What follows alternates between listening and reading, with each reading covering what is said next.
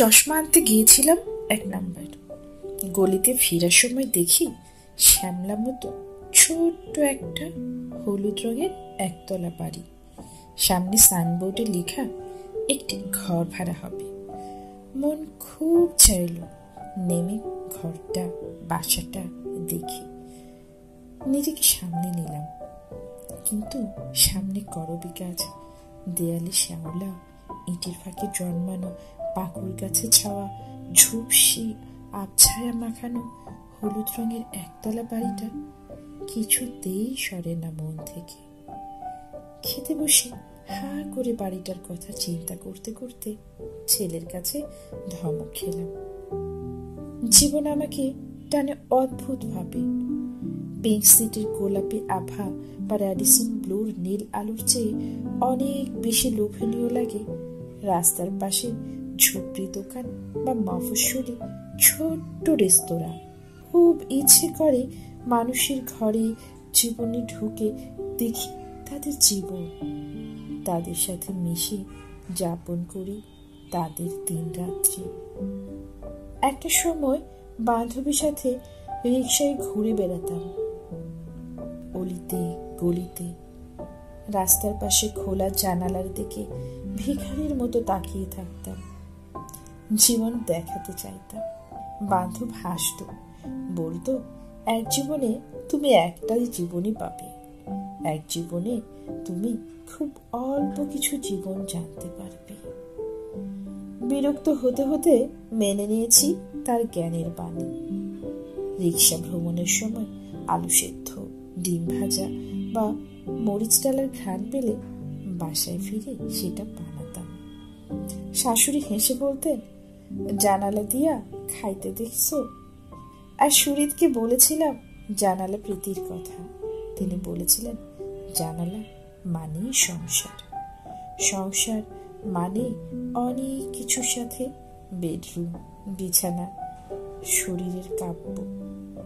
খুব ধাক্কা খেয়ে মেনে নিয়েছিলাম তার কথা। শরীরের কাব্য শরীরে থাকুক, জীবনের কাব্য উচাটন করে তোলে আমাকে। বাসার উল্টো দিকে পপুলার ডায়াগনস্টিক সেন্টার। ভীষণ কর্মব্যস্ত দিন পেরিয়ে ঝিমানো রাত নামে পপুলারের খালি হয়ে যাওয়া পার্কিংয়ে নাইট গার্ডেরা বাইরে চেয়ার বেঞ্চি পেতে পাহাড়ে বসে। ভেতর বাইরে মিলিয়ে মোট 8 জন। গভীর রাত পর্যন্ত তারা গল্প করেন, ইউটিউবে গান শোনেন, ফজরের আগে তাহাজ্জুদ পড়ে অপেক্ষা করেন আজানের। একজন নামাজে শরীক হন না। খুব জানতে ইচ্ছে করে কি তার ধর্মবিশ্বাস, কেমন তাদের জীবনাচরণ। বোরখা পরিহিতা নারী রাস্তা পার হন চকচকে এক যুবতীর হাত ধরে। রিকশায় বসা মধ্যবয়সী নারী অসহনীয় চিৎকার যন্ত্রণায় চিৎকার করেন।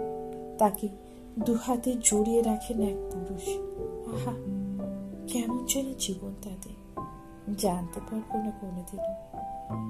কিছুক্ষণ পর পর মাথার উপর দিয়ে হুস হুস করে যায় মেট্রো রেল।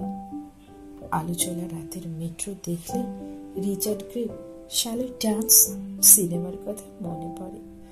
কিছুক্ষণ ক্যাথারিন জেটা জোন্সের কথা ভাবি। ভাবনায় ঘুরে আসি কিছু প্রিয় তারকাদের জীবন। মেট্রো রেলে যাওয়া আসা করা হাজার হাজার মানুষের কথা চিন্তা করি। ওই চিন্তা পর্যন্তই, জানা আর হবে না। নাচানা জীবন অস্থির করে তোলে। জানতে পারবো না, জানতে পারবো না, জানতে পারবো না। ছোট্ট এই মানব জীবনে জানার পরিধি বড্ড কম। চিন্তামণি মুখ ভেঙে বলে, নিজেকে জেনে শেষ করতে পারো না, আবার লাখো মানুষের জীবন জানতে চাও। অসহায় নিঃশ্বাস ফেলে বলি, এমন কেন করো? তুমি ছাড়া কে বুঝবে এই অস্থিরতা? স্থির তাকিয়ে নিষ্ঠুর চিন্তামণি বলে, বহু জীবন না যাপন করতে পারার কষ্ট বয়ে বয়েই ক্ষয়ে যাবে তুমি। ক্ষয়ে যায় সবাই।